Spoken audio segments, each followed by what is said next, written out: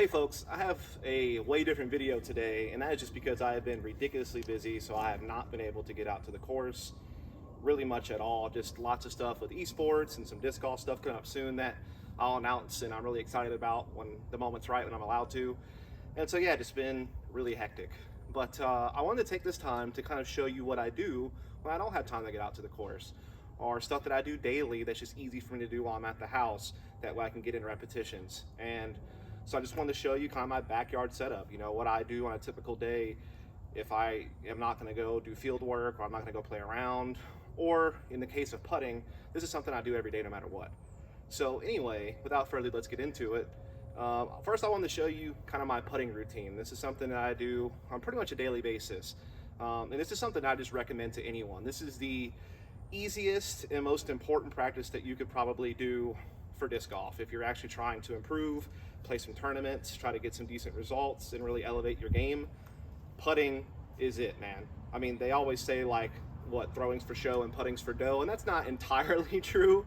You definitely need to be able to throw well, put yourself in position to have a circle one putt, but you need to be able to capitalize when you're in circle one or just on the edge. And so this is something that I just really recommend people do. You know, after you invest into your first few discs and a bag and all that stuff, I think some type of basket for your home is a great investment. If you can putt inside of your house in like a basement or a garage, that's even better because you take the elements out of it and you can just focus on putting without worrying about wind and rain and things of that nature. And you won't be deterred from practicing because it's right there in the house. But if you can't do that, right out in the backyard or something like that is great. And so I kind of have this set up here at this house that I'm renting right now. And basically the way that I putt is I pretty much do all my putting practice within circle one. So I warm up at 15 feet, just get some 15 footers in, and then I really start practicing on the distances that I want to practice. And right now that's 20 feet and 25 feet. I really want to master those two distances. And then maybe once I get, 20 super drilled in, maybe I'll focus a little bit more on 25 and 30 feet. And I really don't even think about practicing super long putts, like 40 footers to 60 footers. That's just something I don't really think about practicing because at the end of the day, if I get put in that position in a tournament, I've done something wrong. I shouldn't be having 40 to 60 foot putts unless it's just like a super long par three I can't reach. And those are kind of a bonus then on the course if I can land those. So I think my time is better spent making sure that I capitalize on the more basic putts, which is indeed that, circle one range. So I'll kind of run you through a little bit of it. I'm not just going to sit here and putt forever because I know that's going to get kind of boring, but I did just kind of want to show you a little bit of my routine.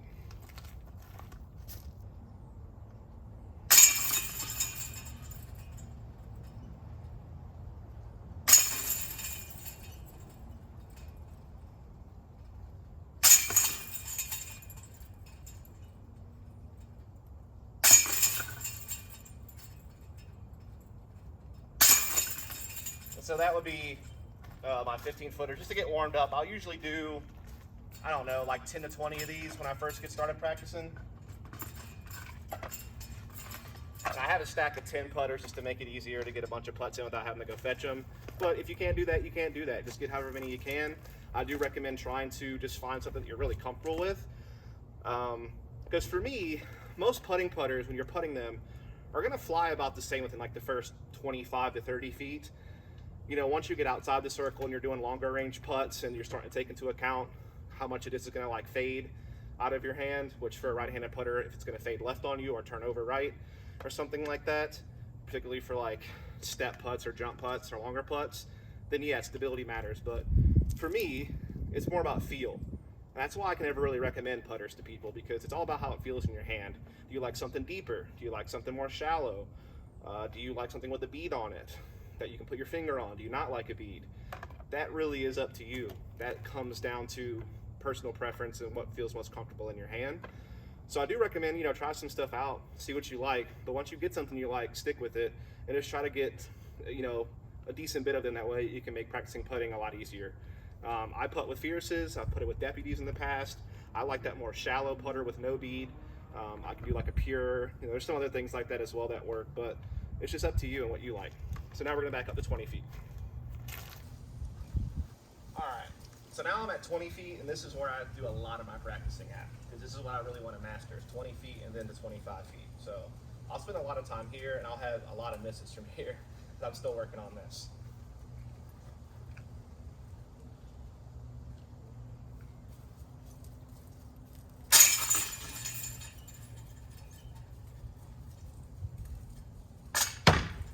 sailed a little high on me.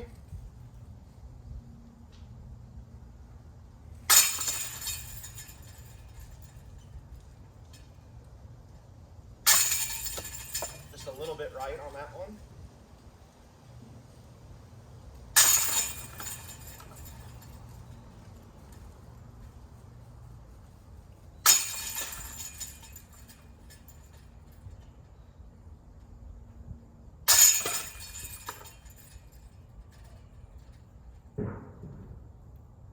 That was low too.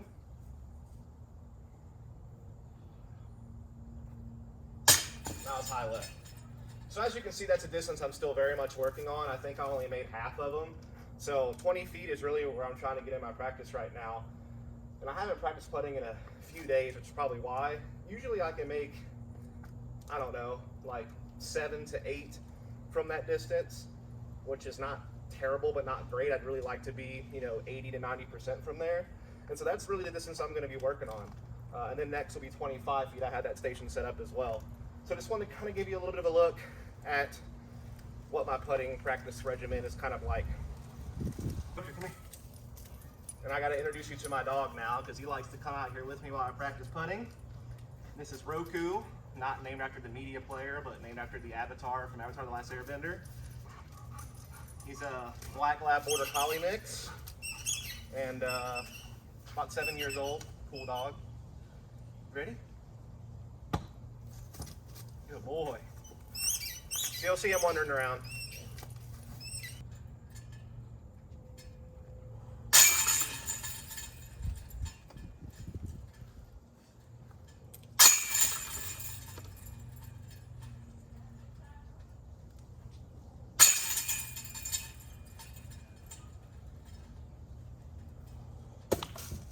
That was nose down. That's my biggest issue has been nose down putts. Causing my putts to be way too low.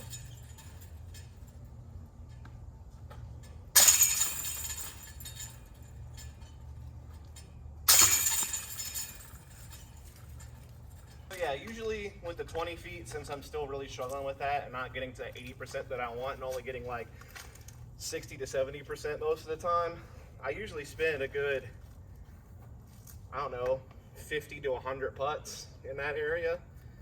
And I usually don't do it all at once. Usually I'll kind of practice putting for 15, 20 minutes, go do something else for a little bit, come back, do it again for 15 or 20 minutes just to make sure I stay focused and don't just get like lost and lazy. But other people, they can just sit there and putt for an hour, 2 hours, whatever, just whatever works for you. But this is kind of how I have it set up here in the backyard to get my putting in. So another aspect of my backyard setup for disc golf practice is going to be this net that you see me throwing in here now.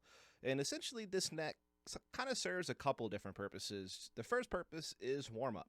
So if I wanted to just kind of warm up and throw some discs to get ready for a round I'm about to play, or before I go do some field work, or maybe I'm warming up before a tournament I'm about to drive to and I don't know for sure that I'll get some space to throw at the event itself, then this can just kind of be a way to make sure that I'm at least somewhat able to get some throws in, get loosened up.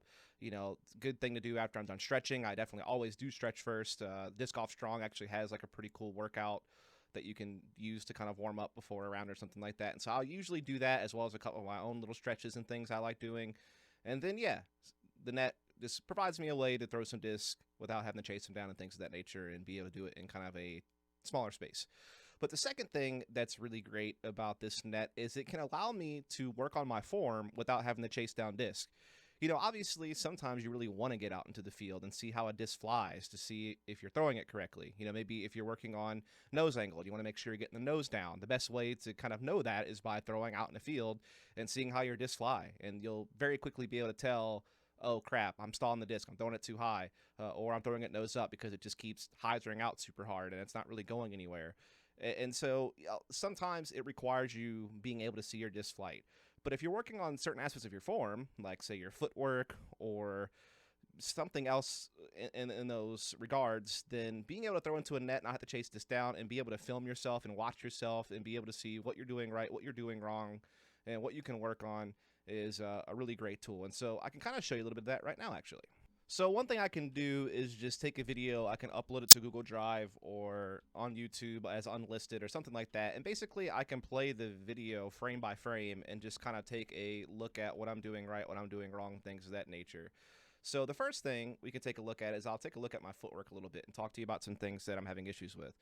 So first off, one thing that I notice is that this first step can sometimes be too big, and it sets me up for having big steps for the rest of my walk through an X step and things of that nature. This first step actually isn't so bad. This is, not way out in front of me. Maybe a little bit shorter would be good, just to kind of make sure that I stay compact the whole way through, but we'll let that one slide. That's not really too big of an issue. Another big issue I've been working with my footwork is this first left foot. I feel like that's too perpendicular to my line, like too sideways. I'd like it to be a little bit more straight on.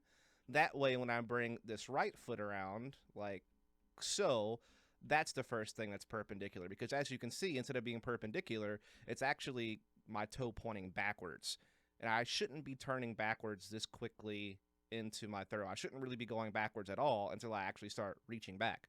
So this is kind of an issue that I've been trying to work through, is just getting this footwork correctly, making this left foot a little bit more straight on instead of being too sideways. That way my right foot, when it lands, can be sideways instead of pointing backwards. And then this X step stride here is a little big, and it can kind of cause me to lean backwards. As you see here, I'm leaning diagonally backwards instead of being straight up and down. And this leaning backwards really can cause some pretty big problems. And again, I am pointed way backwards here with this foot instead of more sideways, which is, again, it's just turning my whole body backwards, which shouldn't be happening. I should be more, again, perpendicular to my target as opposed to being turned super backwards. And then, yeah, this lean back is bad. It just is not good form at all. My reach back is peaking kind of at the same time that my plant foot hits the ground. It's not too bad. But anyway, kind of just focusing more on footwork. My plant is a little open. My toes pointed forward as opposed to perpendicular. And yeah. So that's some issues I've been working with my footwork. Nose is down, actually, though, so that's good. That's something else I've been kind of working on, is getting the nose down on the disc with my grip. And I feel like I've actually been doing that pretty well. But this footwork still needs some work, basically. And then getting away from the footwork, as far as this goes, my arm needs to be lower, and this hand should be more over my left pec as opposed to over my right pec. Also, yeah, it's just way too high. This needs to be lower. Definitely want to be keeping my elbow out away from my body, but my arm being way the heck up here by my chin is absurd. That's just way too high. That's something else I've been trying to work on, is trying to get that arm down. And then the other thing is I've been trying to make sure that I don't look away from the target too early. I don't really start looking away from the target until I start reaching back, which is not until this plant foot comes. And as you can see, I'm kind of looking away already. I kind of want to be looking away at the same time that my arm starts reaching back and my plant foot starts coming forward.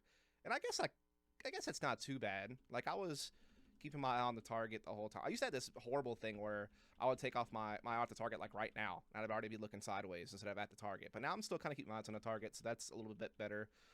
And yeah, I kind of just want to be turning away as I'm reaching my arm back. So I kind of wish that I was keeping my eyes on the target. Like, I'm already off the target, but I wish I kind of started looking away from the target now as I'm reaching back. Another big thing that I'm working on is being this knee pointed more backwards instead of pointed forwards, because that just leaves me open, and therefore I'm not really generating anything with my lower body.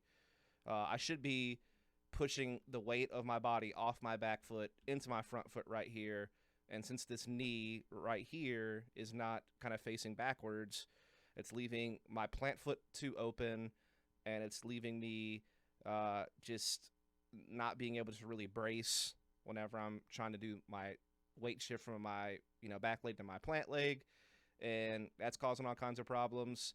And so you kind of get my point, I hope, is that this tool really kind of allows me to look at what's going wrong with my form, and then I can kind of either fix it on the spot by watching the clips back on my phone, and then trying to throw again and see if anything changed or not, just kind of going back and forth with my phone and all that good stuff. But another thing I would say is that this is something I can look at and then try to go work on in the field. But also, again, I can work on it just in the backyard throwing. But the biggest thing I would say is that you kind of want to focus on one thing at a time. So next time I go and throw in the net or go do field work and I want to work on my form, I'm not going to try to fix every single thing that I just said, because then you wind up just getting lost in the sauce and you wind up, just not making any progress because you're trying to do too many things at once. You're overthinking and you wind up just getting scrambled. So, for example, one day I might go out in the backyard and do some more net work, or go out into the field and simply work on this first step with my right foot, making it smaller, and then making sure that my left foot plant is a little more forward instead of so sideways. And so I might just focus on that, only that, and try to really nail that down. And then maybe the next day I want to work on my footwork some more, so I'll try to make sure that I'm doing what I'm supposed to be doing with my left foot in my first step, and then I want to be making sure that on this step here that I'm more sideways instead of pointed backwards. And then maybe I'll also try to work on making this X step stride smaller, where these feet are a little bit closer together. Like, I want to be landing my foot there, let's say, instead of way out in front, because that's what causes me to lean backwards, which causes me a lot of problems. So I might work on that for a day, just working on this X step stride, making that smaller. Then after I kind of get, work on my footwork for a bit, and really how long I work on it depends on how long it takes to fix it, right? And then maybe after I get the footwork down, then I'll start working on, my arm being way the heck up here by my face. Just piece by piece, you try to improve your form, and I feel like form improvement is something you never really stop doing. You can certainly get to a really good place to where all that's really left is fine-tuning and polishing, but for me right now, my stuff is very out of whack. So yeah, that's another big thing I like to do with the backyard practice. And without further ado, I'll go ahead and end this video here. I hope that while it was a different video and maybe a little more boring, hopefully you folks liked it. If you do, maybe I'll do some fieldwork videos and stuff like that, something you're into. Just let me know in the comments below. Follow, subscribe, all that good stuff, and catch you next time.